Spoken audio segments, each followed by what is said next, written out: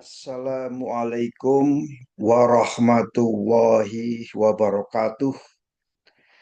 Alhamdulillah kita bisa bertemu kembali bersama Saifuddin Tahir di dalam channel Sinau Kapal.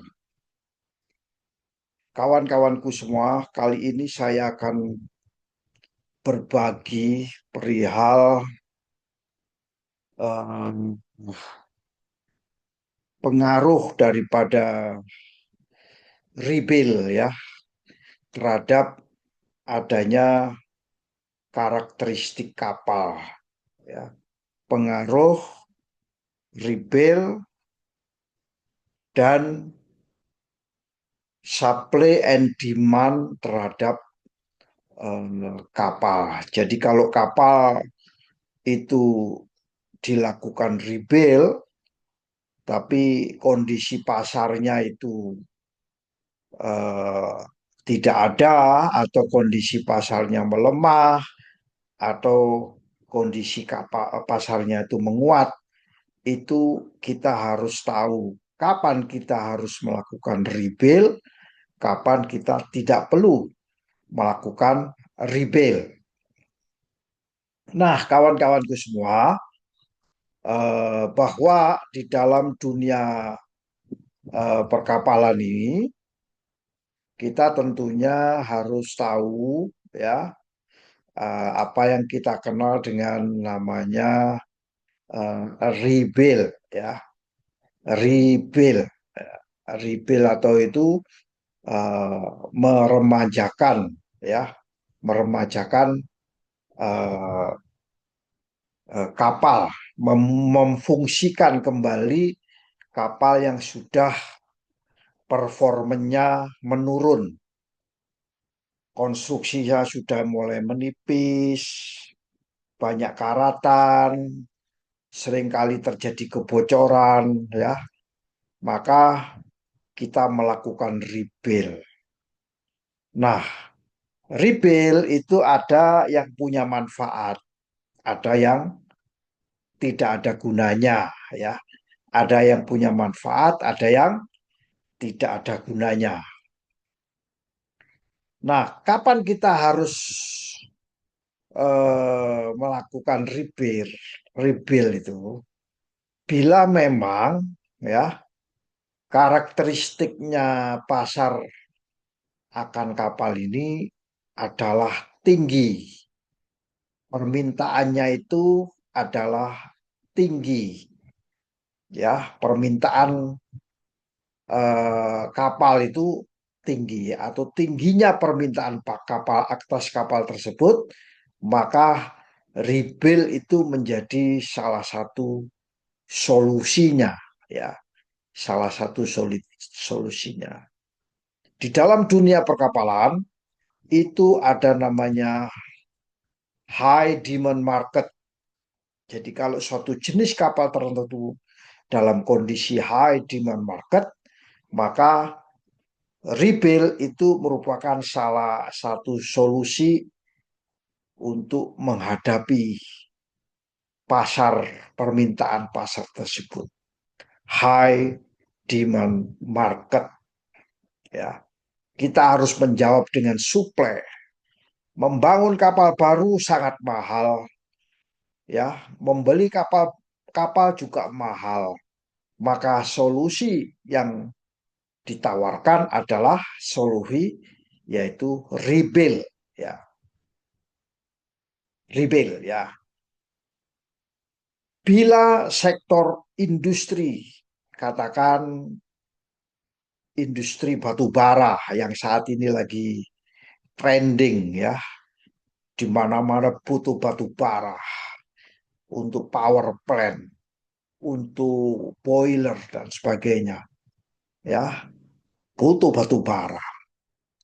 Sekarang ini industri nikel ya, tambang nikel dibutuhkan ya, di smelting, di smelter, di smelt dulu baru dibutuhkan. Kelapa sawit dibutuhkan ya, kelapa sawit. Pergerakan logistik dibutuhkan. Proyek-proyek infrastruktur, pelabuhan, infrastruktur laut ya, sedang berkembang pesat di Indonesia ya. Maka ini adalah dikategorikan sebagai high demand market atau tingginya permintaan akan kapal. Maka kebutuhan akan kapal seperti jenis kapal tongkang atau barge, kebutuhan akan tugboat atau kapal tunda, kebutuhan LCT, General Cargo, dipastikan kebutuhan itu akan meningkat ya. Itulah namanya salah satu contoh daripada high demand market. Dampaknya apa? Kalau kita membeli kapal baru, tentunya butuh waktu yang lama. Membangun kapal baru membutuhkan waktu yang lama, membeli juga masih effortnya membutuhkan biaya yang besar. Maka ada satu solusi yang lebih murah, yaitu mengupayakan performan daripada kapal yang sudah ada, ditingkatkan performanya, yaitu dilakukan rebuild. Kapal yang telah direbuild tentunya dengan kualitas yang baik, maka kapal tersebut langsung akan mendapatkan nilai tambah ya. Karena kebutuhannya sangat tinggi. Di rebuild dengan beberapa biaya, tentunya yang biayanya tidak sedikit juga sih, cuman relatif lebih murah dibandingkan beli kapal maupun membangun kapal. Jadi kapal yang telah direbuild itu pasti langsung mendapatkan nilai tambah.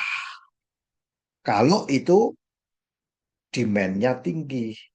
Tapi kalau demand-nya rendah, kita percuma, tidak akan mendapatkan nilai tambah.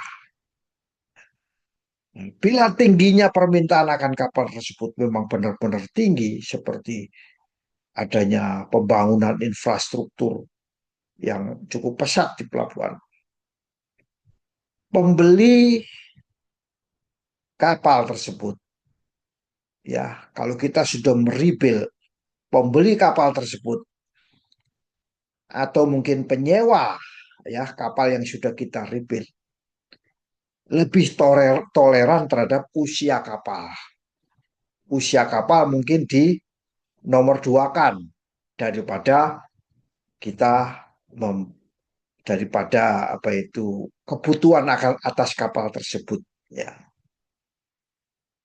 Dengan catatan ya, kondisinya baik secara teknis atau secara legal, secara teknis prima, handal, reliable, dan tentunya kalau direbuild dengan kualitas pengawasan kelas yang bagus, pasti mempunyai sertifikasi ya dari kelas ya. Meskipun umurnya masih menggunakan umur tahun pembangunan yang dulu. Dampak daripada rebuild di mana permintaan ini tinggi, itu biasanya membutuhkan waktu negosiasi yang lebih pendek ya, lebih pendek. Bahkan sering terjadi apa namanya? Penawarannya cepat dan dealnya juga cepat ya.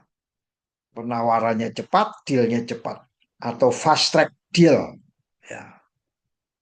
Jadi dampak daripada permintaan tinggi dan kita melakukan rebuild, maka akan terjadi mendapatkan nilai tambah.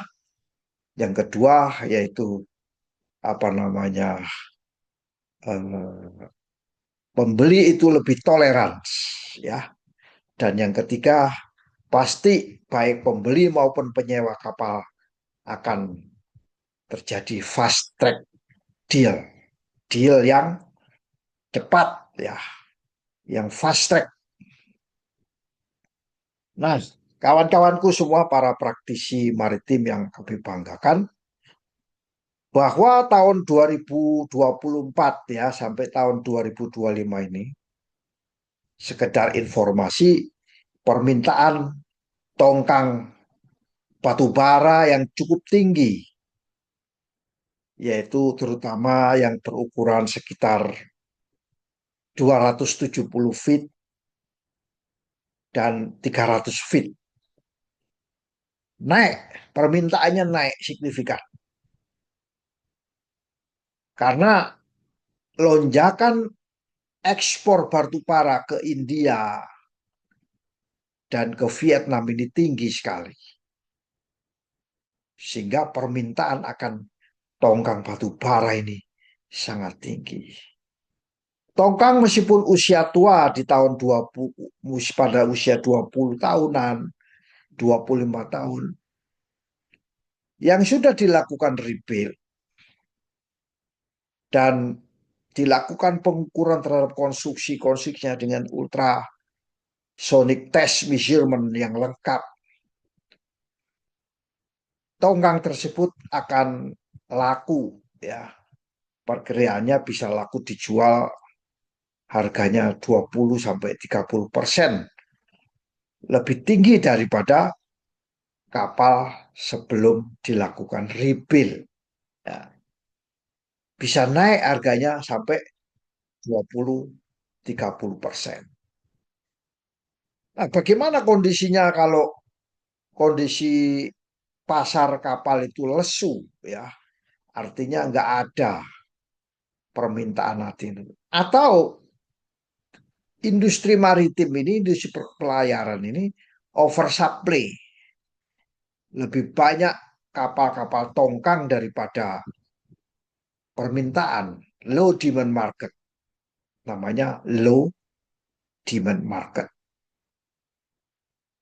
Nah, bila terjadi kelebihan jumlah kapal, pasokan kapal yang ada di Indonesia oversupply, ya, oversupply, maka ini dipastikan akan menjadi lesu, ya, lesunya sektor transportasi laut, seperti saat larangan melakukan ekspor komoditi, lesu jadi, ya. Komoditi tertentu dilarang untuk diekspor, maka menjadi low demand market. Ini tidak tepat kita melakukan kegiatan rebuild, ya. Belum tepat, ya. Bisa juga tidak cukup tepat. Dan tidak menaikkan harga kapal, tidak menaikkan nilai kapal. Kalau kebutuhan low demand market, maka tidak akan bisa menaikkan daripada harga kapal.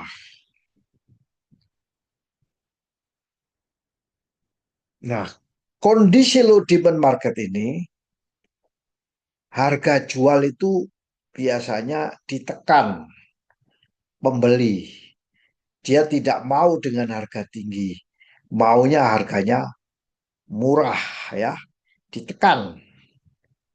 Karena pembeli pasti akan mempunyai alternatif untuk membeli kapal, alternatif yang ada di pasar banyak. Ngapain beli ini mahal-mahal, beli yang lebih murah saja. Mau menjual harga kapalnya dengan murah. Itu dampak daripada low demand market. Ya.